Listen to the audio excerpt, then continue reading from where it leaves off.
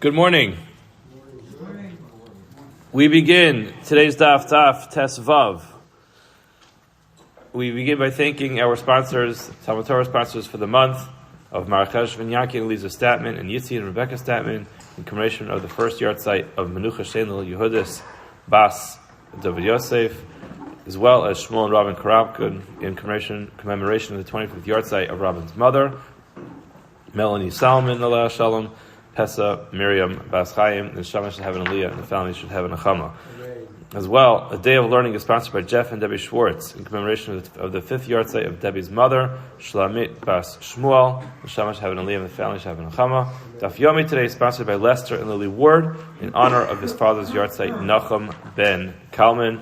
Again, the Neshama should have an Aliyah, and the family should have a Nachum.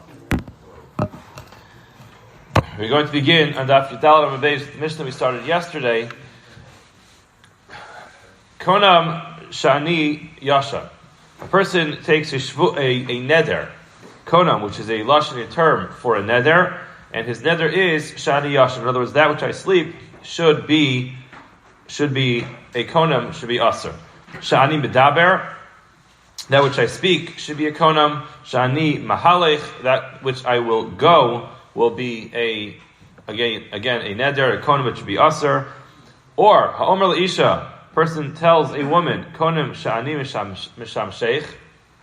Person takes a konam, a neder, that he will not be mishamesh with her, he will not have relations with her. Harezeh bal yachel devarei. This person is ultimately going to be potentially in violation of bal yachel devaro.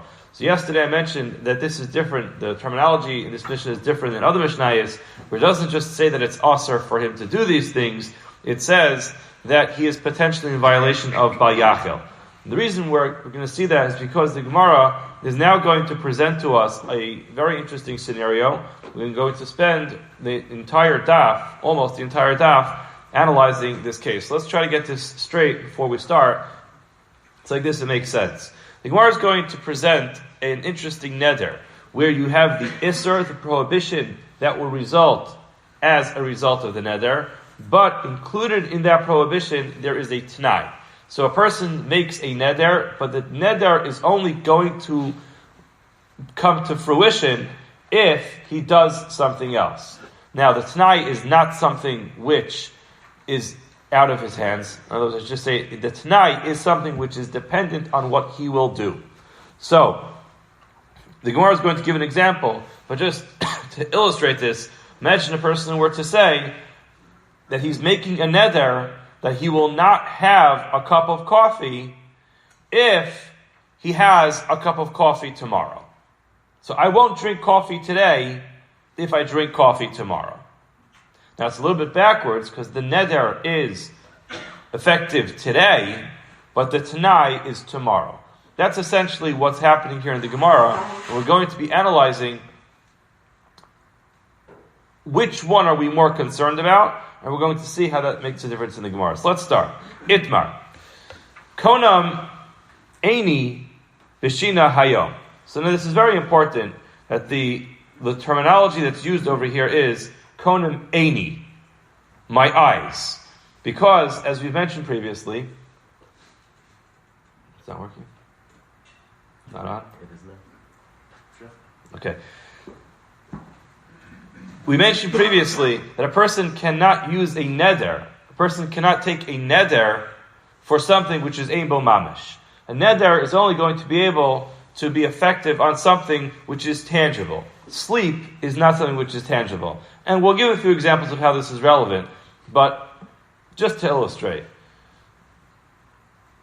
When a person sleeps in the sukkah, there's always an interesting question about sleeping in the sukkah.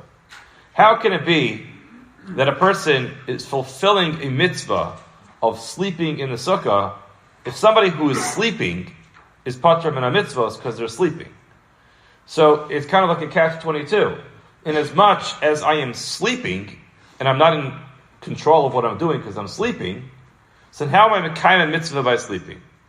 Similarly, there's a bracha of hamapil. Make a bracha of hamapil on going to sleep. Now, how can it be that the mitzvah, or the the bracha of hamapil goes on something which is a lack of doing anything. It's a lack of being up. So again, in all these cases, the Biur Halacha writes this in Siman Reish Lamed Tes, where he explains that it's not on the sleeping, it's the going to sleep. How does a person go to sleep? By closing their eyes. The reason why I'm mentioning this is because if we want to get really scientific, closing the eyes is just one aspect of sleeping. Body going to sleep is not... The fact that someone's eyes are closed doesn't mean they're sleeping. And the fact that someone's sleeping doesn't even necessarily mean that their eyes are closed. But we're using the terminology of konim eini, my eyes, because that's the action that the person takes to go to sleep. In other words, it's not the sleeping. It's what the person does to go to sleep. So much so that there was an interesting shiloh once where 3 people teamed up to build a sukkah together. This is something which is not so common where we live, where people will team up unless you live in an apartment building. Or, when I was in Eretz Yisrael, living in an apartment building, we had a bunch of people, and we made one sukkah, so we all chipped in. Together, we were all partners in a sukkah. Well, either way, a few people got together and chipped in to build a communal sukkah. And these were a bunch of Bachrim who were going to be sleeping in the sukkah on Sukkos. And the first night of Sukkos comes, everyone goes to go sleep in the sukkah. And lo and behold, one of the shareholders in this sukkah was quite the snorer. So now everyone else in the sukkah is like looking at each other in the middle of the night saying, what are we going to do? We can't sleep here with this guy. He's making a racket. And, you try to do all the things, you shake the guy, nothing was working. So the next day, we wanted to go to him and say, hey, listen, we're 3 or 4 people, you're one guy. We all want to be kind of the mitzvah of sleeping in the sukkah. So we're going to politely ask you to please go inside. It's like this, we can do the mitzvah. So his response was, we all have a mitzvah to sleep in the sukkah. Once I start snoring, you guys are mitzvah. You guys simply can't sleep in the sukkah. It's too painful. So I still have the mitzvah to sleep in the sukkah. You guys go inside, and I'll be Mekayim the mitzvah, you're pater. They responded to him, once you go to sleep, we'll pick you up, and we'll carry you inside, because once you're already sleeping, you're sleeping. You're pater from the mitzvah. Either way, this reminds me of another joke. This bacher goes to sleep in the sukkah, and his father comes to wake him up in the morning for Shachris. He says, listen, Yanko, get out of bed. You got to go to Shachris. Kid responds to his father and says, hey, listen, davening tefillah b'tzibor, midrabanan. Sleeping in the sukkah, midoraisa. So the father gives him a patch and says, now you're mitzvah. Get out of the sukkah and go daven. But either way, the reason why I'm mentioning all this is because we're seeing the concept of sleeping is a davar shein bo mamish. It's not tangible. Not only that, sleeping is when a person is in a passive state of sleeping. But when it comes to a neder, it's always talking about the action of going to sleep. It's the going to sleep which is relevant to the eyes, closing your eyes and allowing yourself to fall into a state of sleep. So now when it comes to a neder, itmar konam eini b'shina hayom im ishal namachar. So a person forbids his eyes from going to sleep today. Im ishal namachar. So the isser of the neder is the sleeping today. The t'nai, which will make that isser take effect, the condition that he is giving to this neder is going to be tomorrow. Amar Rav Yehuda, Amar Rav says, Al Yishan Hayom, he cannot sleep today. Shema Yishan Lamacha. He can't take a nap today because if he sleeps tomorrow, then retroactively he wasn't allowed to sleep today. So therefore, don't even sleep today. Now, the Gemara explains that Rav Yehuda Amar Rav is concerned that when it comes to an Isser, a person can be very careful about an Isser. He took a neder, he's not going to go to sleep. So he won't go to sleep. He'll have to sit there and poke himself, make sure he doesn't fall asleep. But when it comes to just something which is simply a t'nai, which retroactively would either deem your sleep of yesterday an isser or not, people are not as careful. In other words, if you tell someone that something is usser because it's a neder, So then, the person says, listen, it's Asher, I won't go to sleep, I'll stay up all night. But if a person already slept during the Isser time, and the only reason why he's not sleeping now is because he doesn't want to retroactively make the sleep of yesterday forbidden, it's much more difficult to be careful about that. That's why Amarav says, don't sleep today, because if you sleep today, then tomorrow, if you sleep, the sleep of today is going to be Aser. Okay, makes sense? That's Yehuda Amarav's opinion. And interestingly, I just looked around a little bit, but if you see in the back of the Gemara, they have the Menucha Yosef there and the Ritva, they explain the reason why he's so concerned in this case is because sleep is something which naturally happens to a person. A person naturally goes to sleep every day. And therefore, it's very hard for a person to be able to fight it off. So if there's an Isser involved in it, if it's forbidden for a person to go to sleep, so a person does whatever he has to do to keep himself up. But if it's just for the sake of not enacting the condition, which retroactively takes effect on the neder of yesterday, it's much more difficult for a person to fight the natural inclination for a person to fall asleep when they get tired. If Nachum disagrees, he says, Yishan Hayom, the person can go to sleep today. Below Chayshinan, Shema Yishan Lamach, we have nothing to worry about that he'll sleep tomorrow, because if he slept today, he already made it tonight. He put this condition into place that if he sleeps today, he won't sleep tomorrow. So tomorrow, be careful not to go to sleep. Gemara says, "Umoder of Yehuda." Yehuda agrees, "But Omer konim eini b'shina lomachar." That if a person says that my sleep tomorrow is forbidden, im ishan hayom. If I sleep today, sheyishan hayom. That he's allowed to sleep today. Why? As the Gemara continues at the top of Daf Tesvav Amud Aleph, kilo mizdayer. When will a person not be able to be careful? That is bitna. When the only thing that is forbidden is to enact the t'nai, to enact the condition. Aval be'isuro mizdar. When something is actually aser because of an eder, a person can be careful. In other words, just simply said, there's no iser for a person to take a neder that they won't go to sleep. A person can take a neder that they won't close their eyes and go to sleep. Again, the terminology will have to be that I'm going to forbid myself from closing my eyes to go to sleep. And we don't say, hey, listen, it's too difficult to stay up, so therefore the neder doesn't work. We're going to see that there are cases when that will be relevant, but generally speaking, a person forbids himself from sleeping for one night. That is permissible. It's a valid neder. Why? Because it's possible, and the person enacted an isra upon himself, and he'll have to keep himself up throughout the night. But when the reason why he can't sleep is because he's simply activating a t'nai, that's something where a person has much more difficult time fighting the natural inclination to go to sleep, because it's just a t'nai that he's working with. Now the Gemara is going to go through a very long-handed proof against Rabbi Yehuda. So you have to hold your head together a little bit for this. It's not very difficult, but we'll just have to hold on to the various steps of the Gemara to be able to understand what the Gemara is doing with all this. The Gemara is going to use a number of attempts to try to disprove the halacha of Rabbi Yehuda that a person will have a difficult time fulfilling a t'nai, and therefore has to already be careful with the isser. In other words, the premise of Rabbi Yehuda's opinion is, if you make a condition in the future which will retroactively activate an isser today, says Rabbi Yehuda, you'll already have to act with the isser today, because we're concerned that the t'nai will take effect when it does take effect. The Gemara is going to try to prove from our Mishnah that the Mishnah says differently than Rabbi Yehuda. And here the Gemara begins. Tanan, we learned in our Mishnah. Konam sha'ani yashan sha'ani mahalech sha'ani medaber. Our Mishnah, a person takes a neder about whether that they will sleep, whether they will walk someplace, or whether they will speak. The Gemara says, Hey chidami, what exactly is the case of our Mishnah? Ilema kidikatani.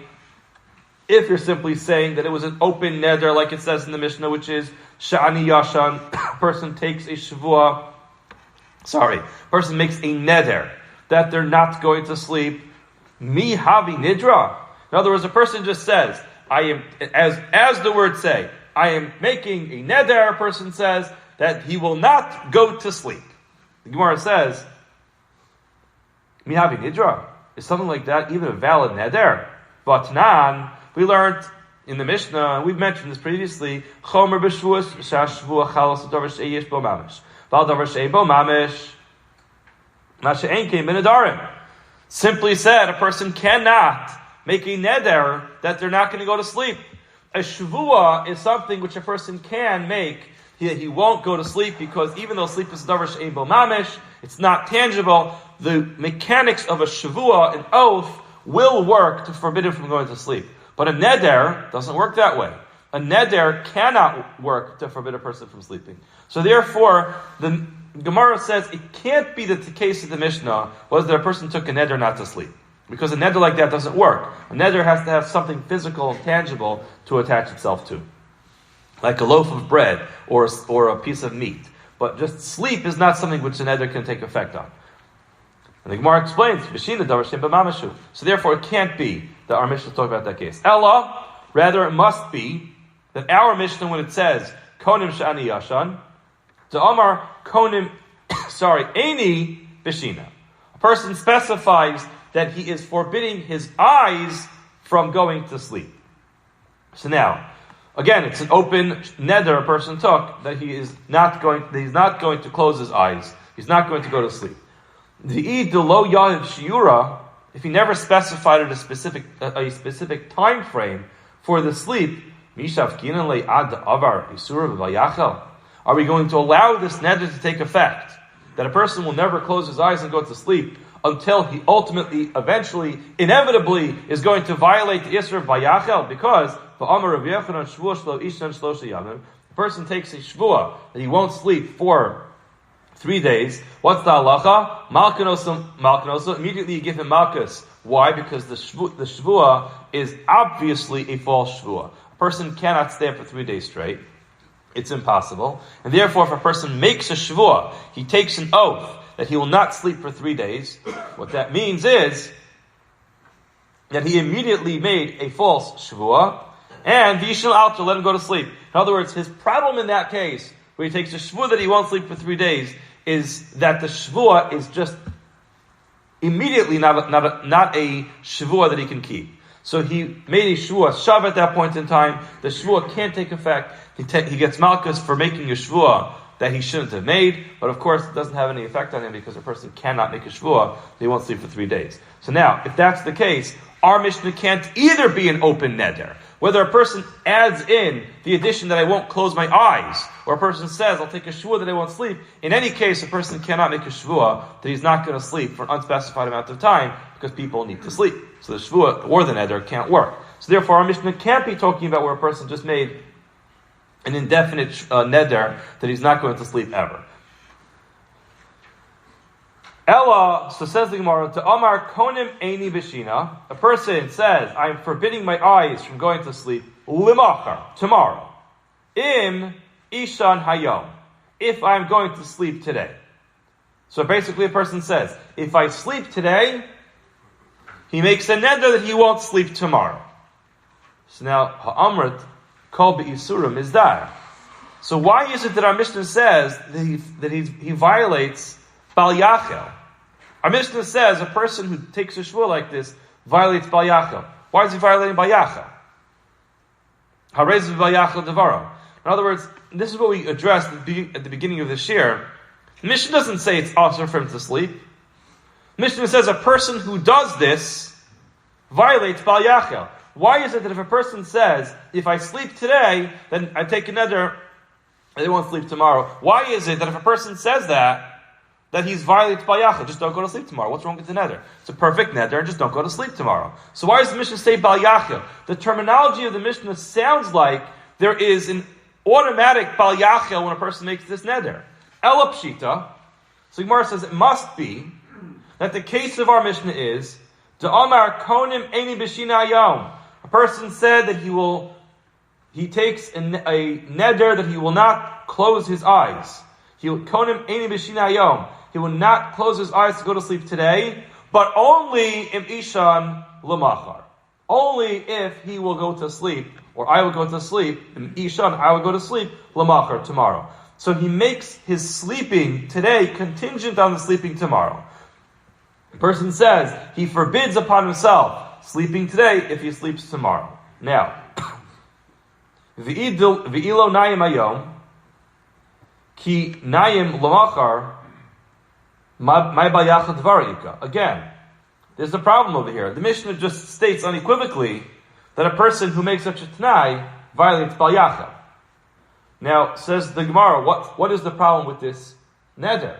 Person just said, the neder is that if I sleep tomorrow, I won't sleep today. So the person doesn't sleep today. Ilo nayim hayom, if I don't fall asleep today, ki nayim lamachar, my bayachad. What's the problem? He didn't sleep during the period of Isser, during the period when it was prohibited. So my bayachad dvarika. Gemara says, elalav, so we're stuck saying, bidinayim. It's talking about a case where the person went to sleep. And that's why there's a problem of bayachal. In other words, the Gemara goes through this whole detour over here to come to the ultimate conclusion that the case in the Mishnah must be that the person made his sleeping today contingent on whether he'll sleep tomorrow. And the Mishnah says he is in violation of bayachal devaro. Therefore, it must be that he went to sleep on day one. If he went to sleep on day one, clearly the Mishnah is allowing him to go to sleep on day one, which is not like the opinion of Rabbi Yehuda. So a long-handed way of ultimately coming to the conclusion that Rabbi Yehuda is wrong, because Rabbi Yehuda says you can't sleep on day one, but our Mishnah says he did sleep on day one. If he did sleep on day one, he'll be in violation of bayachal devaro if he sleeps on day two, and therefore, clearly our Mishnah seems to indicate he was allowed to sleep on day one. That's the Gemara's question. Alma, Isa denayim. It must be that our Mishnah holds he's allowed to go to sleep on day one. V'tiyuf to Rabbi Yehuda. This is a question of Rabbi Yehuda. Gemara says, hold on a second. Ki katani di'inayim. Mishnah doesn't say that he's allowed to go to sleep on day one. Mishnah simply means to say if he ultimately sleeps on day one. Not that he's allowed to sleep on day one, but if he does sleep on day one and he sleeps on day two, then it comes out that he was in violation of bayachal. In other words, it's not saying that it's permissible to sleep on day one. It's very likely that our Mishnah is of the opinion he's not allowed to sleep on day one, which is the opinion of Rabbi Yehuda. But he did sleep on day one. Now he has to make sure he doesn't sleep on day two. If he does sleep on day two, now he's in trouble because day one was also for him to sleep on. But the Mishnah doesn't say he's allowed to. The Mishnah is just saying if he does sleep on day one. Okay, Ravina Omar. Ravina says la'olam kedei katani. Ravina says all of this. Your conclusion that the Mishnah must have been talking about a case where he made his sleep today contingent on his sleeping tomorrow. There's no reason to do that, says Ravina. La'olam kedei katani. What does kedei katani mean? It goes back to the third line on our Gemara, which is that the Mishnah simply means a person takes a shvuah sha'ani yashan, a shvuah that he won't sleep. Umay bayachel. So the Gemara's question on that was, where's the bayachel? Sleep is the davar shein bo mamish. Sleep is not tangible. A person cannot make a neder that he won't sleep. It's just not one of the things that a person can make a neder about. The Gemara says, my bayachel drabanan. It's a balyachel midrabanan. So the Gemara says, umi ika bayachel midrabanan. The Gemara seems to be asking, balyachel is a pasuk in the Torah. So if it's bayachel, it's midoraisa. If it's midrabanan, it's not balyachel. So the Gemara is asking, is there something called bayachel midrabanan? The Gemara says, actually yes, there is something called bayachel midrabanan, and the Gemara ultimately proves it from a brisa. V'atanya, we learned in a brisa, dvarim hamutarim, things which are absolutely permissible. V'acher nagu behen iser, others knowingly, they knew that it was mutter, and nevertheless they went ahead and they were noheg, they started a practice of forbidding themselves from it. You can't be matir that in front of them. You should not make chul, in other words, don't make light of people's minhagim or things that they accept upon themselves. So just an example, there are things that are technically mutter. One of the examples that's given for this is eating meat from Rosh Chodesh Av until Tisha B'Av for Ashkenaz. So this is something which there's no Isser Midoraisa to do this, but it has already become a minhag in Klal Yisrael for so many years amongst Ashkenazim not to do it. to apply this to another case, which would be, this is actually in Ratio Daled, I think, Ratio Daled in Yoredea, where it talks about this. Just a practical example. If a person decides he's not going to eat meat, he becomes a vegetarian or a vegan.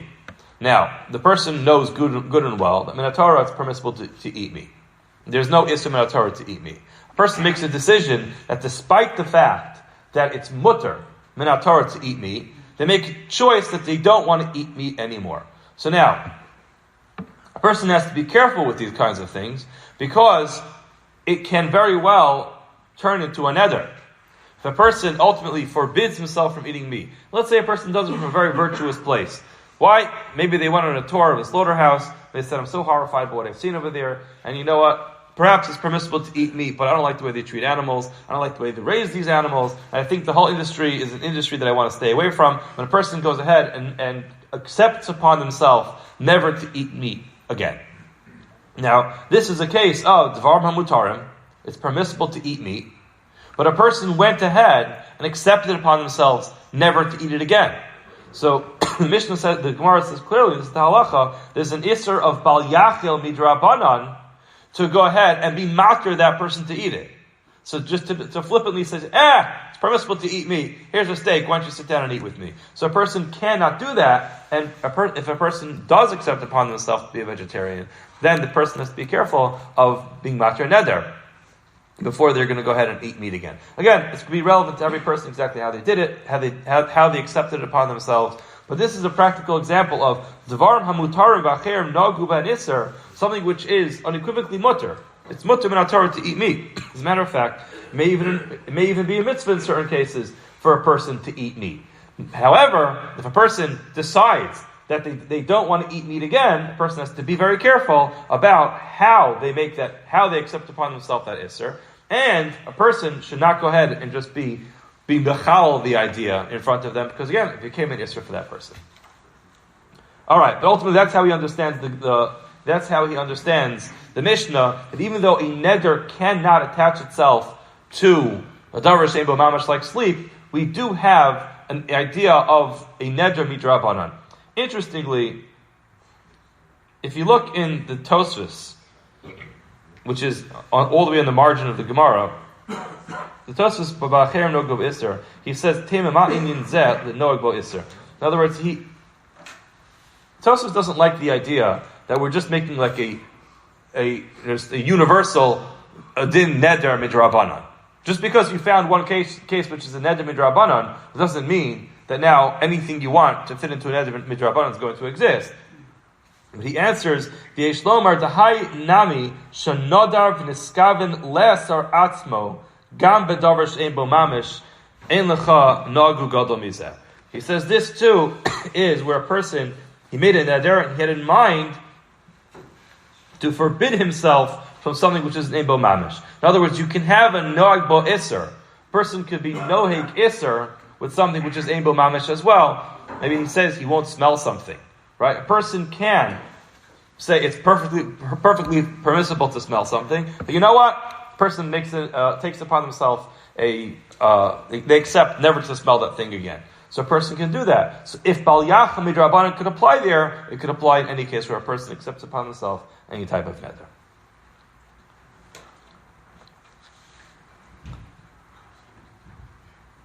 Tanan.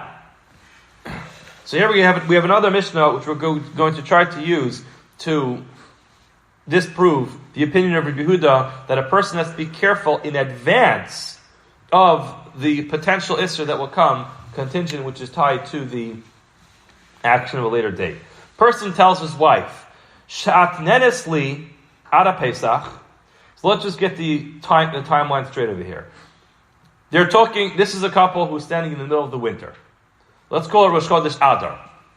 The man says to his wife, "Rebbetzin, shatnenes li ada Pesach."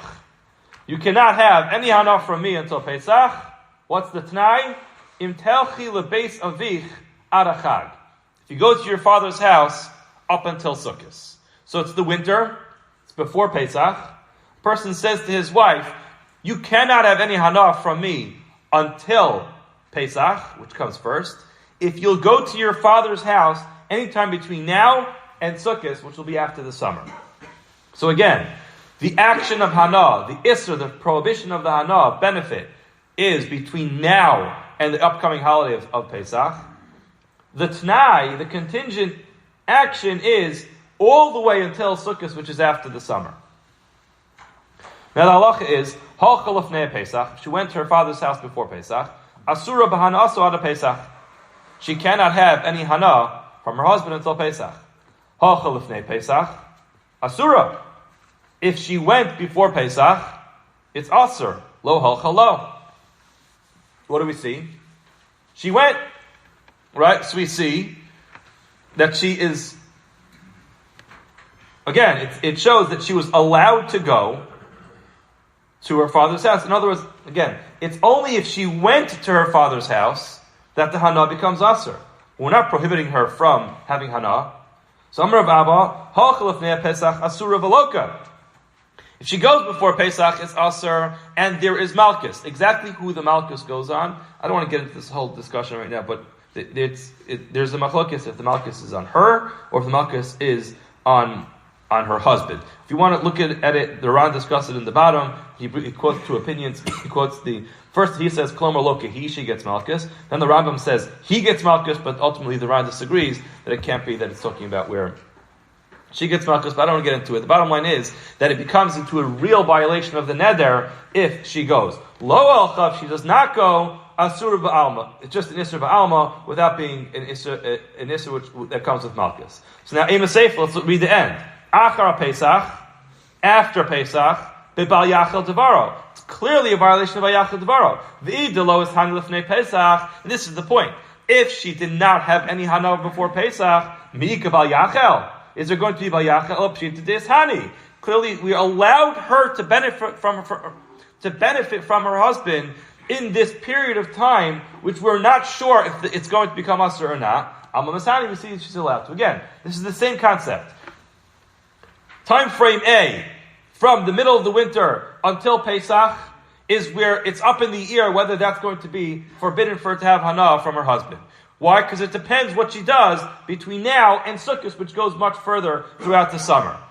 Now, clearly, we're allowing her to have Hana, because we're talking about her getting Malchus for having Hana. So clearly we see, not like Rabbi Yehuda, turn the page, Daf Tesbav V'Beis, V'Tiyufta, to Rabbi Yehuda, it seems to be a Tiyufta to Rabbi Yehuda, because according to Rabbi Yehuda, it would be forbidden for her to have Hana, lest she ultimately go to her father's house. Clearly that Mishnah understands that she was allowed to go to her father's house, that she was allowed to have Hana from her husband, and if she ultimately goes to her father's house, then it will be Bayachel. But clearly we allow her to go to the father's house in the first place. Gemara says, why is that Aryeh?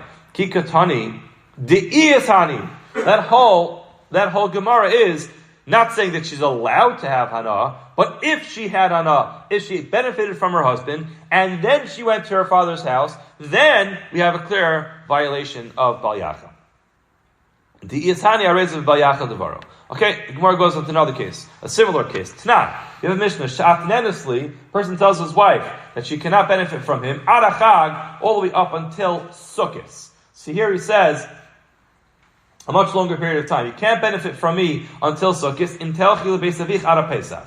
But the prohibition of going to her father's house, pretty controlling husband over here. See, but in this case, he extends the period of prohibition of benefit from the winter all the way until Sukkot, but the prohibition to go to her father's house is only up until Pesach. So halcha lefnei Pesach, if she went to her father's house before Pesach, asur b'hana she'alachak. If she goes, then it's asur b'hana until Sukkot.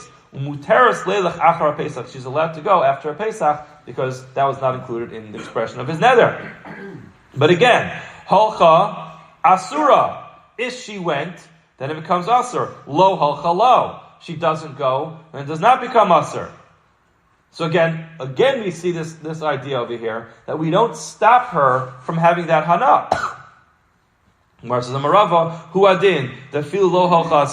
The same thing is true even if she doesn't go. Again, it sounds like from the Gemara, the only time there's a prohibition of benefiting from her husband is if she went. Rabbi Yehuda would have said it's also for her to benefit from her husband immediately because she might go. Alright, so the Gemara says, Marava, who adin the filu lo hacha asura, even if she does not go, it's asur, just like Yehuda, because she might go. However, hacha asura v'loka, if she goes, then it's a real violation of bayacha, and there's malchus. There's going to be lashes. Lo halcha, if she does not go, asura ba'alma, it's just an isser without malchus. Again, so we don't have a right. Meisvei, Gemara tries one more attempt. Kikar zu, alai hayom im elech makom ploni lemacha. Person forbids himself from eating a loaf of bread today if he goes to a certain place tomorrow. Now, achal, hareisiv bal yelech. If he ate it, so then he's in violation of bal yelech. He can't go there tomorrow. But clearly, we give him the choice. In other words, a person says, I will not eat this loaf of bread today if I go to the gym tomorrow. Okay, so now, what's the halach? If he eats a loaf of bread, he can't go to the gym tomorrow. But clearly, we're allowing him to eat the loaf of bread today. So again, that seems to be in contrast to the opinion of Rabbi Yehuda. Gemara says again, Mikatani ochel. Are we saying that he should eat it? It says, Achal katani, if he happened to have eaten it. So again, if he happened to have eaten it, he has to be very careful not to go to the gym tomorrow, because he said, if I eat this today, I will forbid myself from eating this today if I go to the gym tomorrow. So now that he ate it, he has to be careful not to go to the gym tomorrow. And it's an achal katani, which means the chi achal, if he eats it, arezu bal yelech, then he has to make sure he doesn't go to that place tomorrow. Halach, harezu bal yachal, if he does go, indeed, he has violated bal yachal devaro, because he ate the loaf of bread and he went to the specified place, and that's a problem. But again, mahalach lo doesn't say doesn't say mahalach that he can go. V'kasher Rabbi Yehuda, it's a kasher Rabbi Yehuda. But again, let's just go through this slowly. If he eats it, he can't go. Again, mikatani ochal katani. It's talking about if he did eat it, the chi ochal rezav b'yelech. Now halach. Harezu b'yachal. The second half says if he goes, harezu b'yachal. Mehalach lo. Right? V'kasher Rabbi Yehuda. Rabbi Yehuda would say, again, it doesn't say mehalach. It says halach. This is kasher Rabbi Yehuda. Amar lach Rabbi Yehuda, who had didn't listen to mehalach. It could say mehalach. Neither the Ketani Reisha, achal lo misni le ochal tani sefer halach. In other words, we just wanted the grammar to flow throughout the whole thing. Ultimately, the Gemara comes out trying to prove all these cases that it would be permissible for a person to engage in the questionable activity today, even if that would make him prohibited from fulfilling the Tanai tomorrow. The Gemara never was able to prove Rabbi Yehuda was wrong, although the Gemara spent a lot of time trying to disprove it, which is a very interesting klal and halacha. If you look in the Ran, Ulinian halacha, it's about halfway through the middle-sized section, maybe a little bit more than halfway. It says Ulinian halacha, Chaim Rabbi Yehuda, we hold like Rabbi Yehuda, which is that a person ultimately has to refrain from the action today, lest he mistakenly activate the Tanai tomorrow.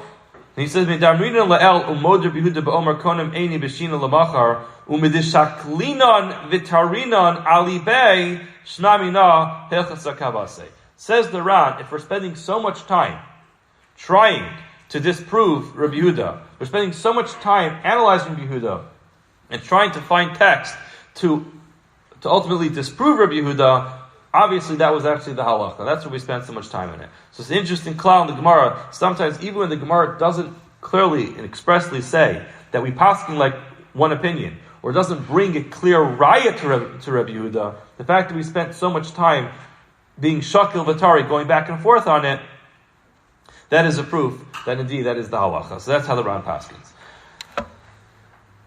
The Mishnah said, Ha'omer le'isha, person says to his wife, Konim shani misham sheikh hareza b'bayelech. The person takes a neder that he will not have relations with her, hareza b'bayachel devaro, a person is in violation of bayachel devaro. So the Gemara has just a simple problem over here. When a person got married to his wife, he made certain commitments to her. And just the fact that he wakes up one day and says that he does not want to fulfill that commitment doesn't work. So you can't just make a neder that a person will not have any relations with his wife. he's meshubet to her. He owes it to her. So how does that work? The Ksiv, for it says in the pasuk, she'era kesusa v'aynasa lo yigra. Pasuk ultimately clearly states that a person has a chiyuv ona, he has a chiyuv, an obligation to have relations with his wife, and therefore the person can't just take a neder not to do it. So Gemara says that he found an interesting loophole on how to word this, where the neder will take effect. But Omer, where a person says, Hana'as tashmishech alai, a person forbids himself from having the hana, which is part and parcel of the action, he forbids himself from having hana from the tashmish. In other words, he forbids himself from having enjoyment from the relation. Damar of Kana, from Kana said, Tashmishi alayech kofanasa osa mishamshasa. He's talking about the other way around, where she says that she is taking a neder not to have relations with him. We force her because ultimately she has no ability, she has no right. She's meshubed. She ultimately is, just like he's meshubet to her, she's meshubet to him. They're both committed to each other for relations. So therefore she cannot take a neder that she's not going to have relations with her husband. However, if she says, Hanas tashmishcha alai, aser, and she says, I forbid myself from having any benefit, having any pleasure from the relation, the halacha is, then the relations become aser. Why? You're not allowed to feed someone something which is aser to them. So the same thing is true. He can find a way to articulate the neder in a way where he's not expressly saying that he is forbidding himself from having relations, but he's forbidding himself from having enjoyment from the relations. Now, we can't forget the previous Masechta that we learned, which talks about what happens if a person ultimately forbids tashmish in the family. Maybe the neder works, but maybe the marriage doesn't work. But again, we're talking right now whether the neder takes effect. We're not saying that a person's allowed to do this, or that he can stay married, or that he ultimately will not have to give her a ksuba. That's parakamadr. That was talked about in the previous Masechta. We're just talking about effectively, does the neder,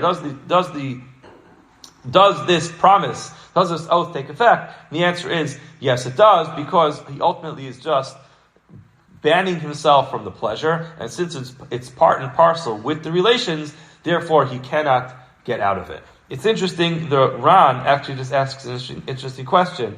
We're talking about a relation between a husband and wife.